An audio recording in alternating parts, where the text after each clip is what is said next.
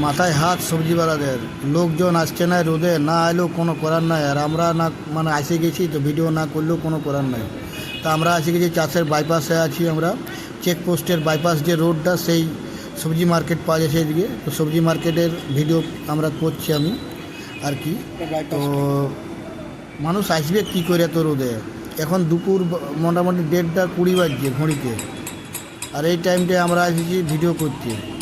মানে কোনো মানে এসছি কোনো কাজে, কোনো খাবার খেলাম, তারপরে তার ভিডিওটা করে নিই। তো লোকজন বার হতেই পারছে না রোদে, এত রোদে।